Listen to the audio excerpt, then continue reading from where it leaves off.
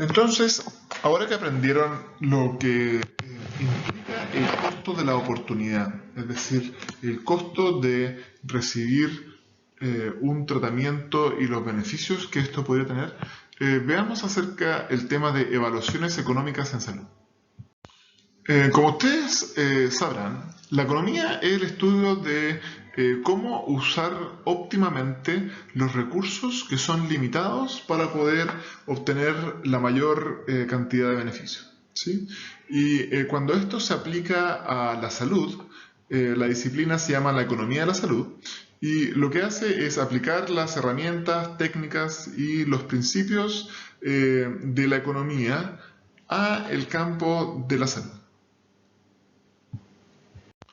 Entonces, las evaluaciones económicas ofrecen un análisis que permite comparar los distintos cursos de acción en términos de sus costos y consecuencias para apoyar el proceso de toma de decisión. Entonces, pueden comparar cuál es el beneficio obtenido cuando uno invierte cierto costo comparado con el beneficio obtenido cuando otro hace otro tipo de inversión. El principal objetivo de las evaluaciones económicas son establecer una relación entre los costos, es decir, los recursos que son consumidos, y la entrega de los bienes y servicios, es decir, los beneficios o la efectividad. Es decir, que el esfuerzo en el que tienen que incurrir la sociedad o las personas o los aseguradores de salud para generar salud sean recompensados adecuadamente con los resultados. Ahora, ¿por qué? Porque, como vimos anteriormente, existe un costo de oportunidad. Es decir, al dedicar recursos a salud, no le dedicamos recursos a otras áreas, vivienda, educación, pensiones, etc. O a otras áreas de salud. Elegimos ciertas enfermedades que están en el GES y otras que no. Entonces, siempre los presupuestos son limitados, pero las necesidades ilimitadas. Por lo tanto, ante una realidad de recursos escasos, la costo-efectividad pasa a ser súper importante. Y esto no solamente pasa a nivel macro, sino que también a nivel micro. Cuando nosotros prescribimos un tratamiento para el resfrío, las personas dicen, chuta, ¿me gasto la plata en comprar esta receta o mejor me voy a comer con mi familia, ¿cierto? Entonces, siempre las personas tomamos decisiones considerando una comparación. ¿Invierto los recursos en una cosa obteniendo esto o invierto los recursos en otra cosa obteniendo otra cosa? ¿Sí? Entonces eso es importante tenerlo en mente, porque eso ayuda a la toma de decisiones. Entonces, algunos conceptos para tener en claro. Cuando debemos tomar una decisión sobre usar una tecnología determinada, por ejemplo, para pedir un examen, idealmente debemos de plantearnos estos tres tipos de preguntas. ¿Puede funcionar esta tecnología? ¿La tecnología funciona? ¿La tecnología vale la pena? La primera pregunta, si es que la tecnología funciona, tiene relación con la eficacia de la intervención. Y se responde a través de ensayos clínicos randomizados o aleatorizados o revisiones sistemáticas de ellos donde se evalúa si es que la intervención fue probada en condiciones ideales. ¿Qué significa esto? Que en grupos específicos que no tenían comorbilidades es que funciona este medicamento para poder bajar la presión, para aumentar la sobrevida. Entonces, la primera pregunta, ¿puede funcionar? Tiene que ver con la eficacia y que se ve en condiciones ideales. La segunda pregunta, ¿la tecnología funciona?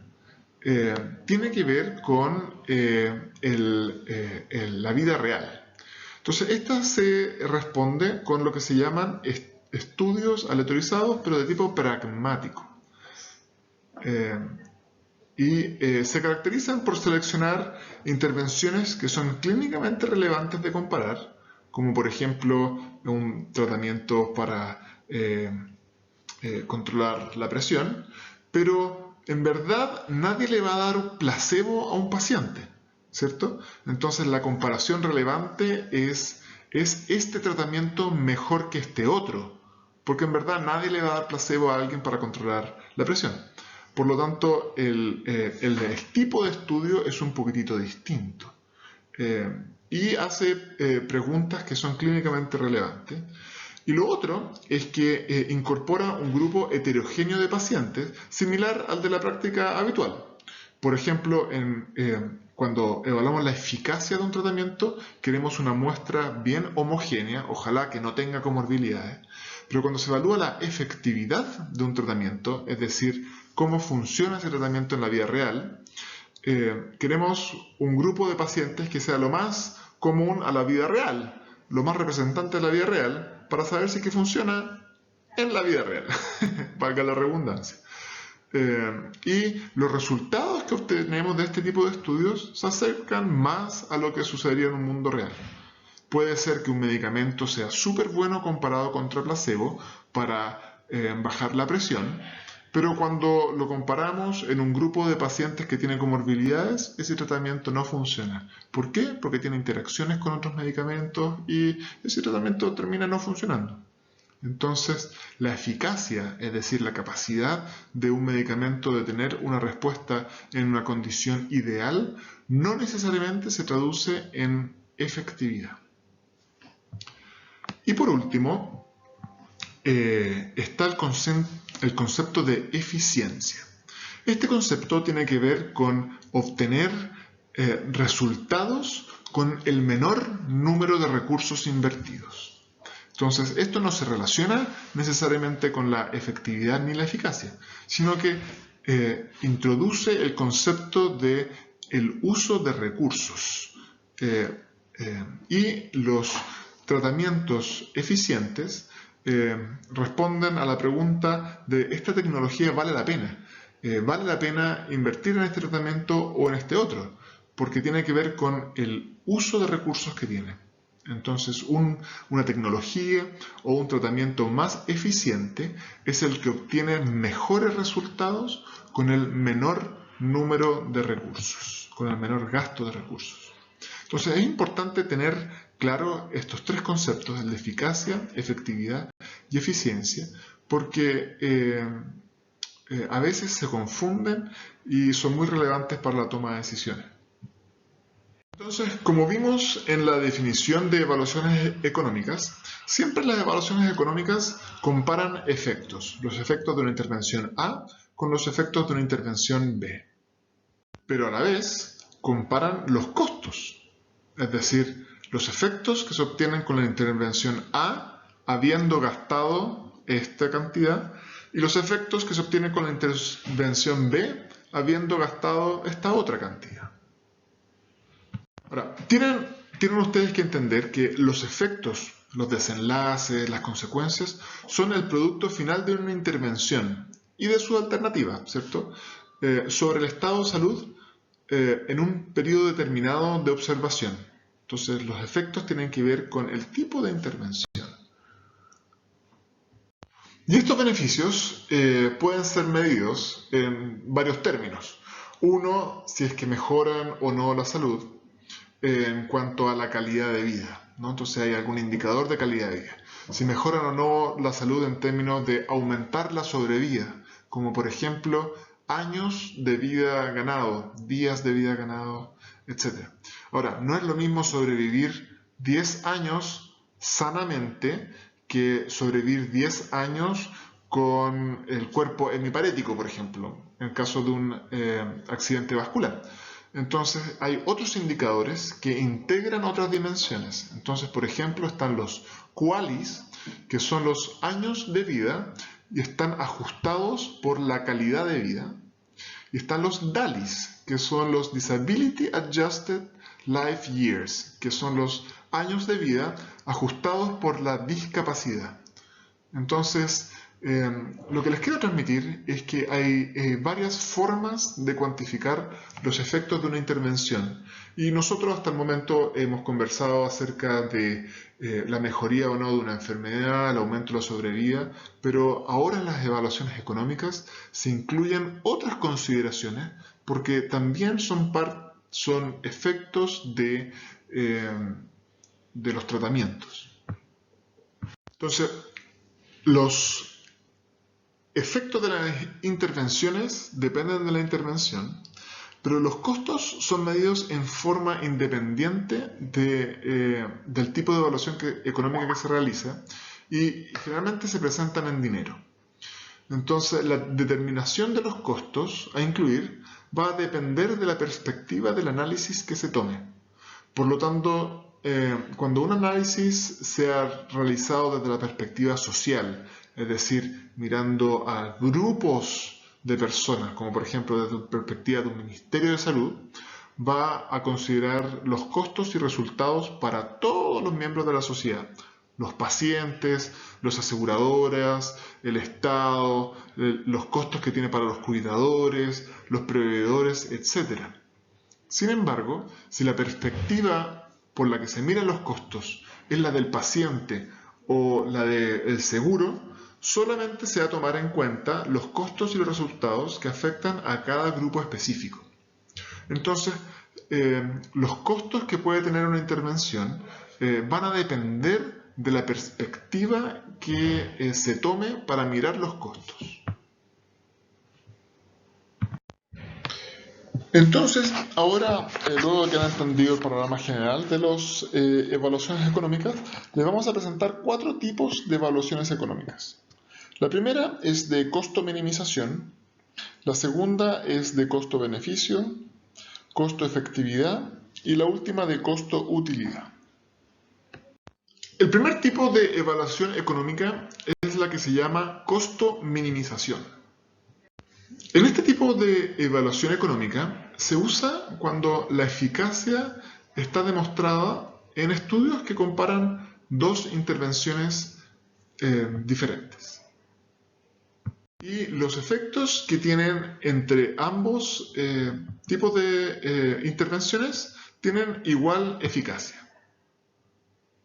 De esta forma, dado que las 2 intervenciones tienen la misma eficacia, lo que se comparan son los costos de la intervención entre una y otra y se toma la decisión de financiar o no de acuerdo a los costos, ya que la eficacia de ambas es similar, por lo tanto la única diferencia es el costo y uno debería de optar en un análisis de costo-minimización es de minimizar el costo para obtener igual eficacia.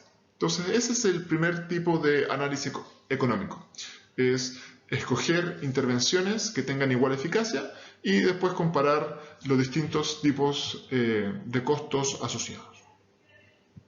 El segundo tipo de evaluación económica es el estudio de costo-beneficio. En este tipo de estudios, los efectos de una intervención se miden en términos monetarios. Ya, ustedes van a decir, chuta, ¿cómo mido en términos monetarios? Por ejemplo, el controlar la presión arterial, si es que la mejoría de un paciente con infarto luego de una cateterización por medio de una angioplastía. Bueno, todo eso puede ser traducido, ese beneficio, ese aumento de sobrevida, ese menor número de días de hospitalización en términos monetarios. Por lo tanto, este estudio lo que hace es traducir los efectos en términos monetarios para medir los resultados. Y luego se comparan los costos de cada intervención. Entonces, ¿cuánto cuesta la intervención A para producir los efectos versus cuánto cuesta la intervención B para producir estos otros efectos? Un ejemplo de un estudio de costo-beneficio podría ser evaluar la posibilidad de financiar un programa de fluoración de aguas como método de prevención de caries comparado con realizar educación en términos del lavado de dientes. En el caso de la fluoración de agua, los costos son los costos de la fluoración. Y en el caso de la educación de las personas, los costos son relacionados a las campañas educativas, ya sea televisivas, personales, por medio de folletos que se distribuyen en las casas, etc. Tienen distintos costos. Y el modo de evaluar los efectos tiene que ver con el dinero que se ahorraría la sociedad al no tener que atender todas aquellas personas que no desarrollan caries.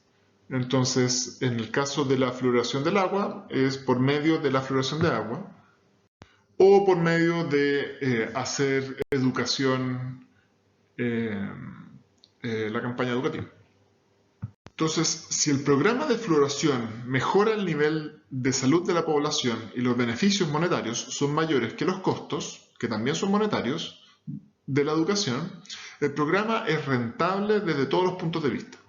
Entonces, la utilidad de este tipo de evaluación económica radica en que permite comparaciones entre intervenciones de diversos sectores. En este caso, uno estamos hablando de la fluoración de agua, otro estamos hablando de educación, y al cuantificar el resultado, uno puede comparar peras con peras y poder tomar una decisión en cuáles son las que tienen mayor beneficio económico con menos costos, que también son económicos. El tercer tipo de estudio es el estudio de costo-efectividad. Y este es el que probablemente ustedes más han escuchado hablar, si es que es costo-efectivo. Y bueno, cuando los beneficios de intervenciones competitivas, es decir, siempre dos intervenciones, se pueden medir en una sola dimensión, entonces ambas se pueden medir desde el mismo, usando el mismo indicador. El análisis de costo-efectividad puede ser usado para rankear las intervenciones en términos de su proporción por efecto, por ejemplo, los años de vida ganados, los números de eventos evitados, los números de cánceres detectados, los números de DALIs o QALYs ahorrados, etc. Y se termina comparando con los costos de cada alternativa.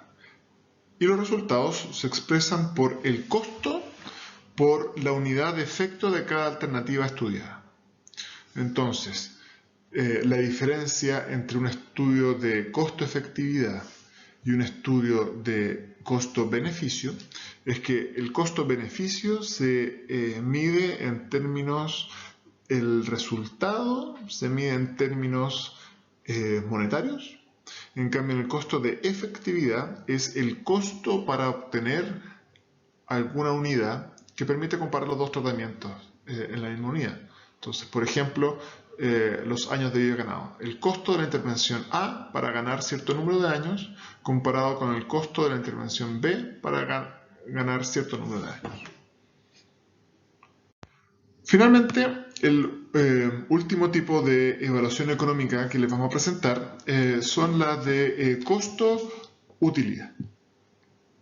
En este tipo de estudio, lo que se compara es la calidad de vida, es decir, el efecto que tienen distintas intervenciones en un año de salud, entre comillas, completa. Por lo tanto, se combina la extensión, es decir, el efecto que tiene un tratamiento prolongando la vida, y la calidad de vida. Por ejemplo, a través de los indicadores, como les decía, los QALYs o los DALYs, que son unidades que de forma abstracta un QALY equivale a un año de vida en perfecta salud. Lo mismo que un DALY. Un DALY equivale a un año de vida completamente sin discapacidad. Entonces, este tipo de estudios son estudios de costo-utilidad, en los cuales se comparan los costos con la utilidad y los efectos de los tratamientos están medidos en términos de indicadores que incluyen la calidad de vida.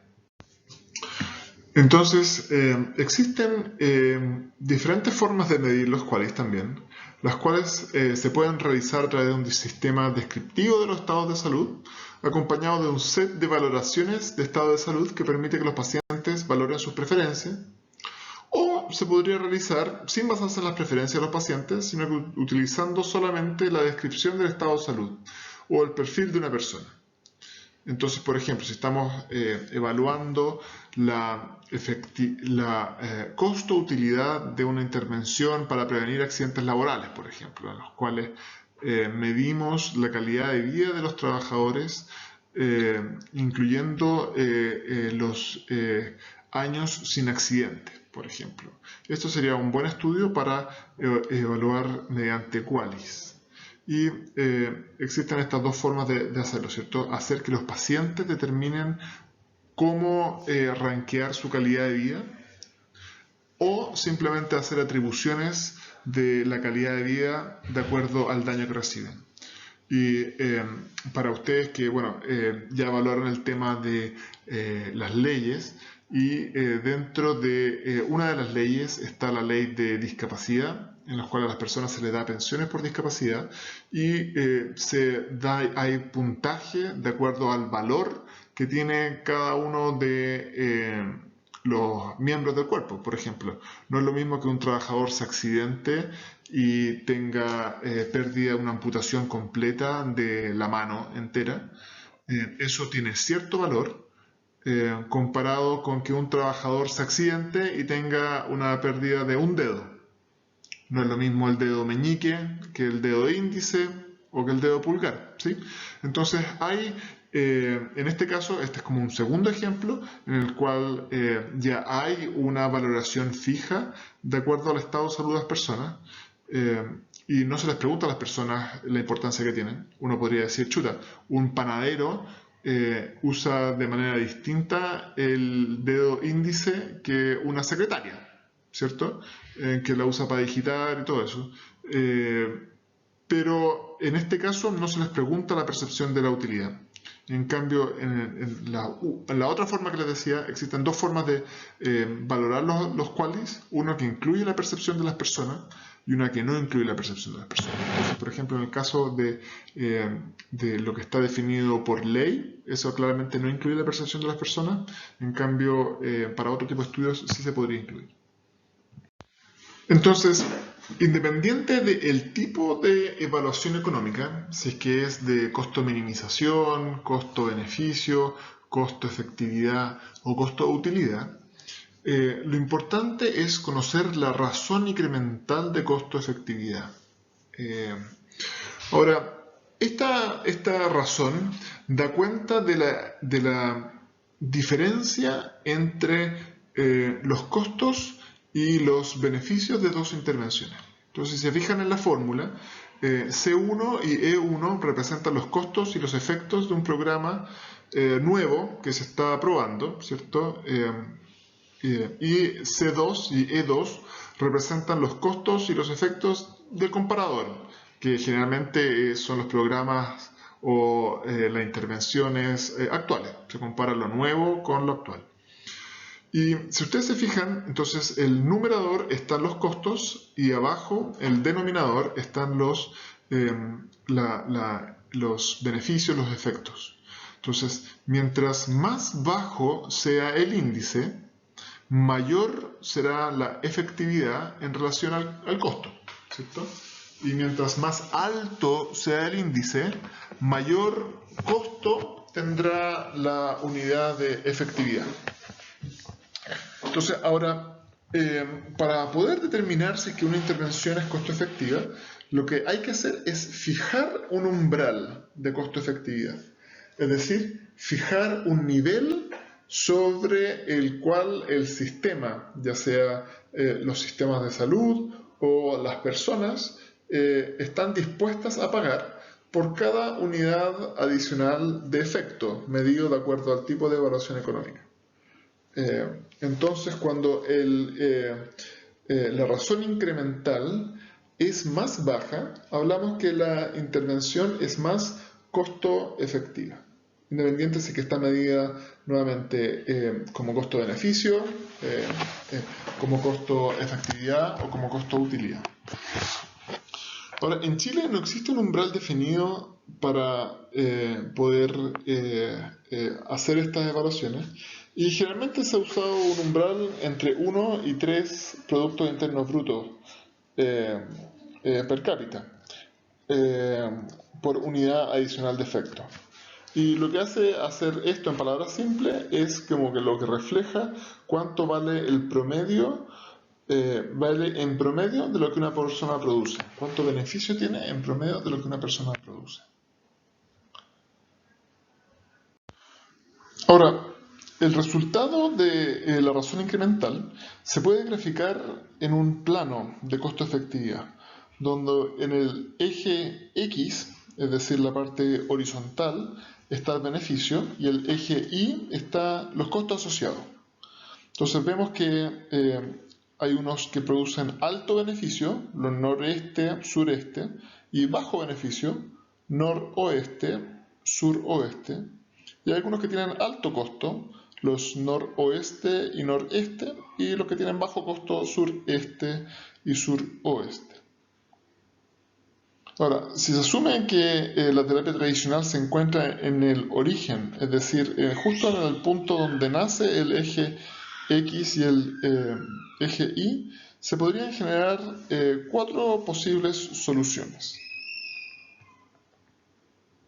La primera solución o situación es que el índice incremental quede ubicado en la parte sur, es decir, la terapia es más efectiva y menos costosa en comparación con el comparador que está ubicado justo donde nace el eje X y el eje Y. Por lo tanto, si que ocurre esto, nadie tiene ninguna duda de que hay que financiarla, ¿cierto? Es mejor y más barata.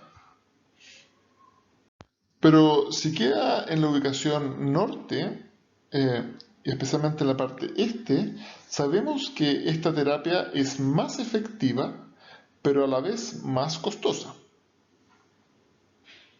Por lo tanto, para tomar la decisión de financiar o no esta terapia, se deberá tomar en cuenta el umbral de costo-efectividad, costo-beneficio, costo-utilidad que ya esté definido.